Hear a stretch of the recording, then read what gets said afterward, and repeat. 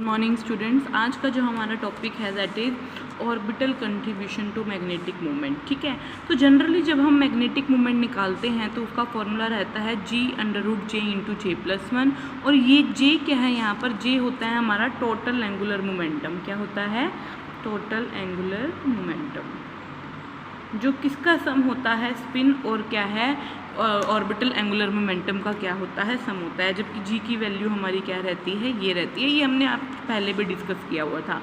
अब सपोज कीजिए अगर मान लो एस की वैल्यू 0, स्पिन हमारी 0 हो जाए, तो उस केस में क्या है, जो जे था एस प्लस एल, एस तो 0 हो गया तो जे किसके इक्वल आ गया? एल के इक्वल आ गया। और जब आप जे और एल और एस को 0 पुट करोगे इस जी वाले फॉर्मूला में, यहाँ से हमारे पास जी की वैल्यू क्या आ जाएगी? 1।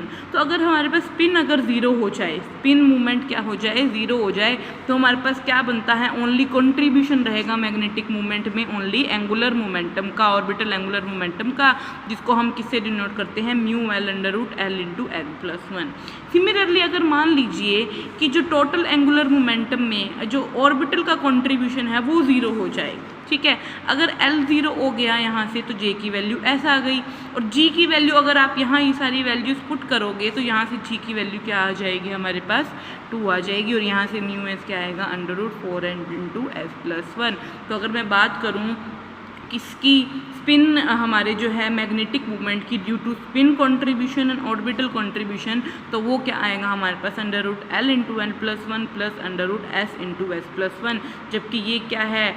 मैग्नेटिक मूवमेंट है ऑर्बिटल कंट्रीब्यूशन की वजह से, और ये क्या है हमारा? स्पिन कंट्रीब्यूशन की वजह से। ठीक है, लेकिन ये इक्वेशन तब अप्लाई होती है जब हमारे पास जो आयन है वो क्या है? फ्री है। फ्री का समझ रहे हो ना, मतलब कि उसने कोई भी कॉम्प्लेक्स फॉर्म नहीं किया है। ठीक है, लेकिन अगर मान लीजिए कि कोई कॉम्प्लेक्स फॉर्म हो गया, ठीक है, अगर कोई कॉम्प्लेक्स फॉर्म हो जाता है, फॉर एग्जांपल मेरे पास ये डी ऑर्बिटल थे, ठीक है, इसके अंदर ये इलेक्ट्रॉन था, अभी तक जो है इसके अंदर इस इलेक्ट्रॉन की मूवमेंट के कारण भी मैग्नेटिक मूवमेंट जनरेट हो रहा था, और इस ऑर्बिट की मूवमेंट के कारण भी क्या है? मैग्नेटिक मूवमेंट जनरेट हो रहा था।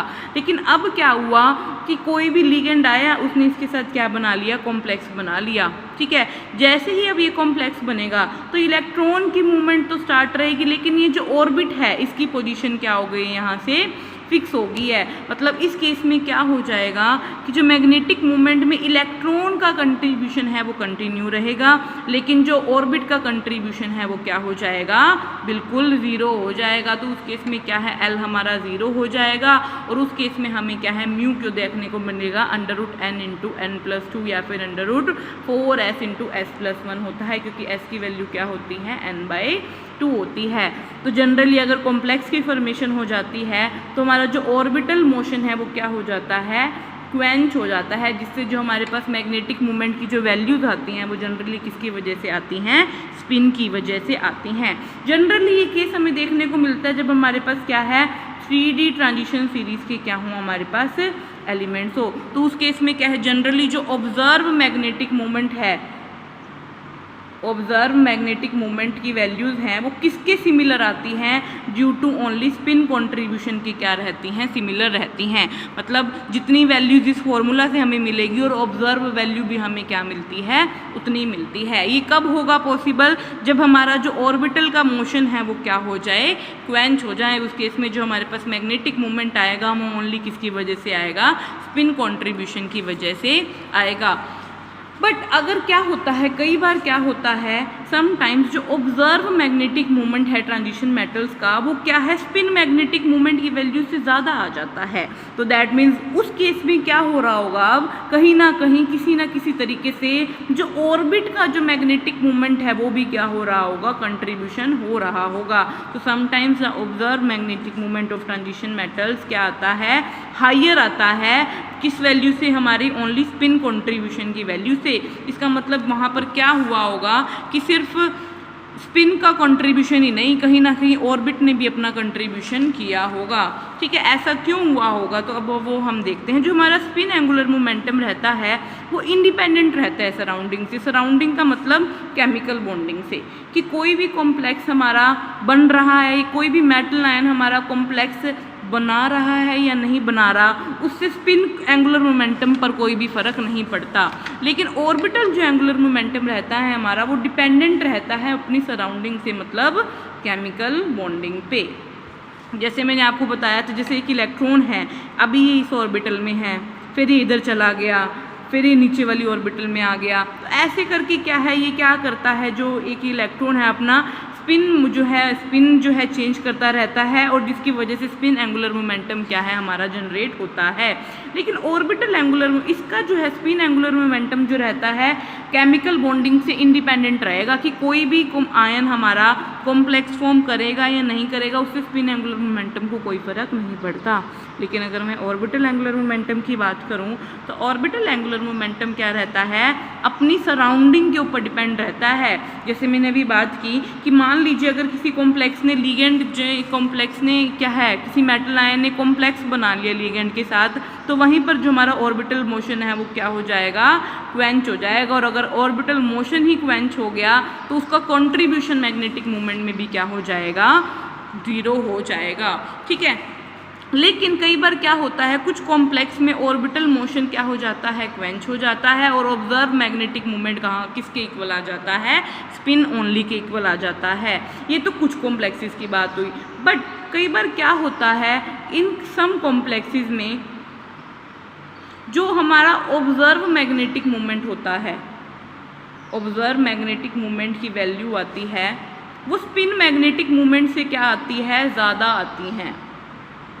तो उस केस में क्या हुआ होता है कि जो हमारे पास मैग्नेटिक मोमेंट है वो ओनली स्पिन से ही नहीं, ऑर्बिट का भी कहीं ना कहीं, ऑर्बिटल का भी क्या होता है, कंट्रीब्यूशन होता है। अब किस केस में जो है ऑर्बिटल अपना कंट्रीब्यूशन देगी मैग्नेटिक मोमेंट में, उन केसेस की बात करते हैं। Orbital contribution to magnetic moment is possible अगर जो फॉलोइंग कंडीशंस क्या होती हैं हमारे पास सेटिस्फाई होती हैं। पहला कंडीशन क्या है कि वही ऑर्बिटल जो है कंट्रीब्यूशन करेंगी जो क्या होंगी, डीजनरेट होंगी। डीजनरेट मतलब जिनकी एनर्जी क्या रहेगी, सेम लेवल पर रहेगी। जैसे अगर मैं कहूँ कि ये 3 ऑर्बिटल हैं और ये क्या है, सेम एनर्जी लेवल पे हैं, तो ये क्या है, डीजनरेट ऑर्बिटल है। तो अगर ऑर्बिटल को अपना कंट्रीब्यूशन करना है मैग्नेटिक मोमेंट में, तो सबसे पहले ऑर्बिटल क्या होनी चाहिए, डीजनरेट होनी चाहिए। सेकंड कंडीशन क्या है, वो क्या होनी चाहिए, उनकी शेप और साइज़ क्या होना चाहिए, सिमिलर होना चाहिए। और नेक्स्ट क्या है, do not contain electron of identical spin, मतलब वो 2 ऑर्बिटल जो आपस में अपनी स्पिन चेंज कर रही हैं, उनके पास क्या है, जो इलेक्ट्रॉन है वो क्या होने चाहिए, अपोजिट स्पिन के होने चाहिए, आइडेंटिकल स्पिन के नहीं होने चाहिए। तो अगर ऑर्बिटल कंट्रीब्यूशन चाहिए हमें मैग्नेटिक मोमेंट में, तो ये कंडीशंस क्या होनी चाहिए, सेटिस्फाई होनी चाहिए। अगर इनमें से एक भी कंडीशन सेटिस्फाई नहीं होती है, उस केस में ऑर्बिटल कंट्रीब्यूशन नहीं होगा मैग्नेटिक मोमेंट में। और अगर ऑर्बिटल कंट्रीब्यूशन नहीं होगा वहाँ, तो वहाँ पर हमारे पास ऑब्जर्व मैग्नेटिक मोमेंट किसके इक्वल आएगा, ओनली स्पिन कंट्रीब्यूशन के क्या आएगा, इक्वल आएगा। क्योंकि अभी हमने बात की ना कि ऑब्जर्व मैग्नेटिक मोमेंट वैसे तो क्या होता है, दोनों का कंट्रीब्यूशन होता है, लेकिन कई केसेस में स्पिन जो हमारा एंगुलर मोमेंटम है ऑर्बिटल कंट्रीब्यूशन की वजह से वो क्वेंच हो जाता है। लेकिन अगर क्वेंच नहीं होता है तो उस केस में हमारे पास इन कंडीशन को सेटिस्फाई करना ज़रूरी हो जाता है। कि क्वेंच कब नहीं होगा, अगर ऑर्बिटल डीजनरेट हैं, अगर जो ऑर्बिटल्स हैं वो सिमिलर हैं साइज एंड शेप में, और अगर जो ऑर्बिटल्स हैं जो आपस में क्या कर रही हैं, अपनी स्पिन चेंज कर रही हैं, वो क्या है, इलेक्ट्रॉन कंटेन नहीं करती हैं आइडेंटिकल स्पिन का। ठीक है। तो अगर मान लीजिए ऑर्बिटल डीजनरेसी लॉस हो जाती है केमिकल बॉन्डिंग से, ठीक है, अगर केमिकल बॉन्डिंग होगी, कॉम्प्लेक्स बन गया, तो उस केस में हमारे पास ऑर्बिटल कंट्रीब्यूशन भी क्या हो जाता है, क्वेंच हो जाता है। ये मैंने आपको बता दिया है। ठीक है। क्वेंचिंग जनरली कब होती है, जब कोई कॉम्प्लेक्स बन जाएगा तो वहाँ पर केमिकल बॉन्डिंग हो जाएगी, जिससे ऑर्बिटल मोशन क्या हो जाएगा, क्वेंच हो जाएगा, और ऑर्बिटल कंट्रीब्यूशन भी क्या हो जाएगा, 0 हो जाएगा। ठीक है। फॉर एग्जाम्पल मान लीजिए 5 d ऑर्बिटल्स हैं मेरे पास, तो ये पाँचों की पाँचों d ऑर्बिटल्स क्या हैं मेरे पास, डीजनरेट हैं। ये 5 d ऑर्बिटल्स हैं, ये पाँचों की पाँचों d ऑर्बिटल्स क्या हैं, डीजनरेट हैं।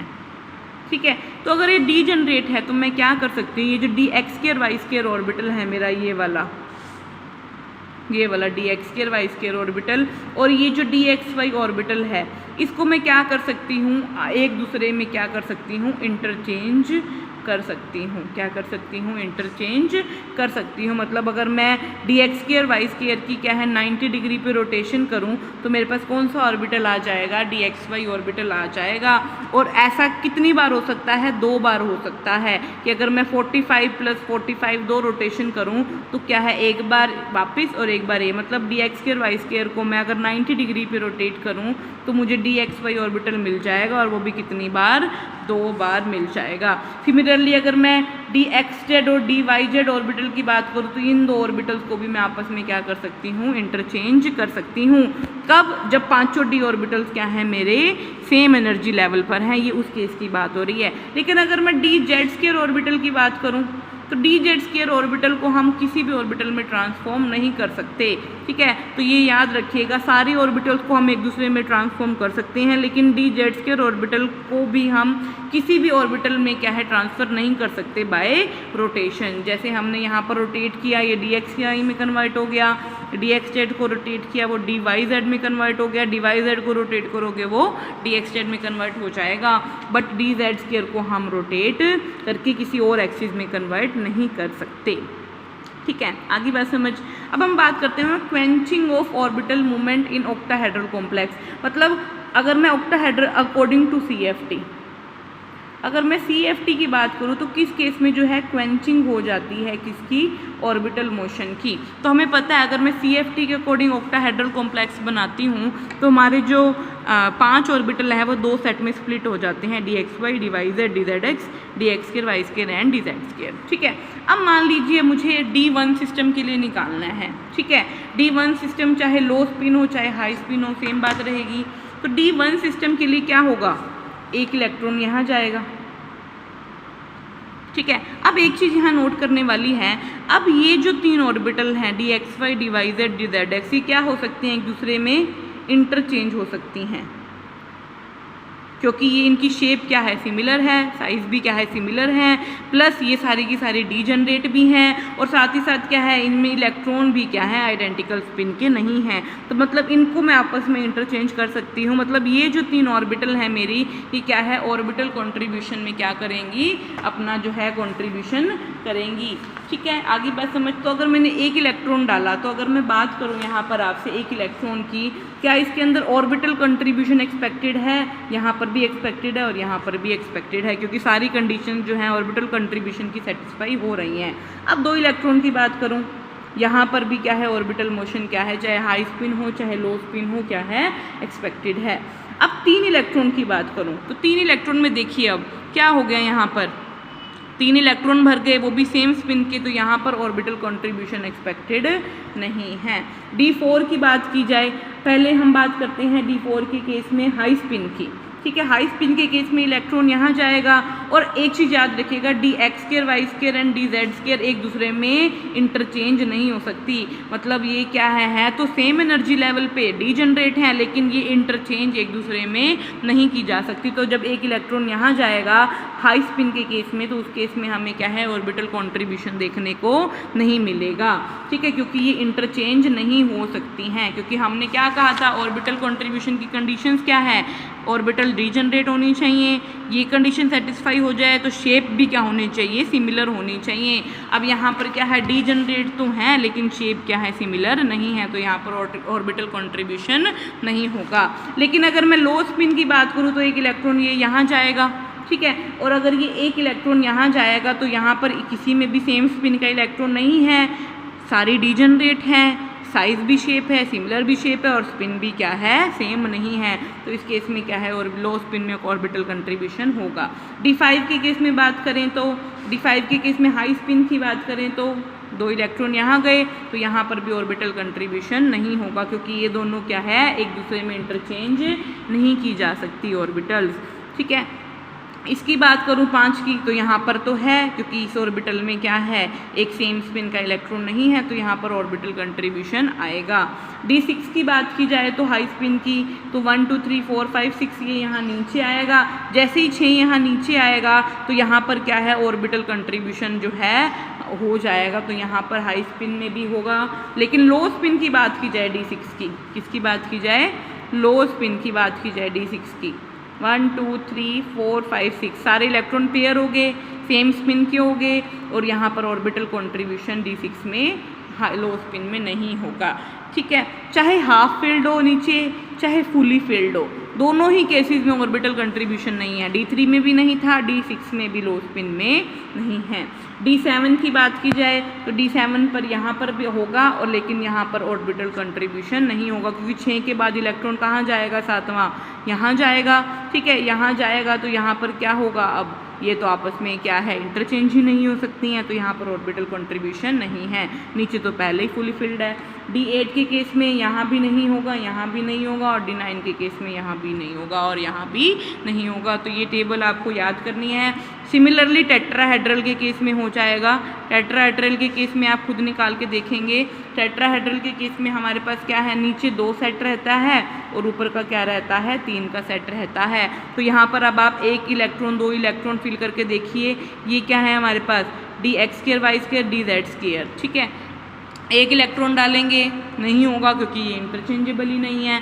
2 इलेक्ट्रॉन डालेंगे नहीं होगा, 3 डालेंगे होगा, 4 डालेंगे होगा, 5 डालेंगे क्या होगा, नहीं होगा। ठीक है, 6 इलेक्ट्रॉन डालोगे नहीं होगा, 7 डालोगे नहीं होगा, 8th इलेक्ट्रॉन डालोगे यहाँ पर ऑर्बिटल कंट्रीब्यूशन है, 9th डालोगे तो भी है, 10th डालोगे तो इलेक्ट्रॉन जो है ऑर्बिटल कंट्रीब्यूशन नहीं होगा। तो ये टेट्राहेड्रल का आप खुद करके देखिएगा, कोई चीज़ नहीं समझ आती तो पूछिएगा। Thank you.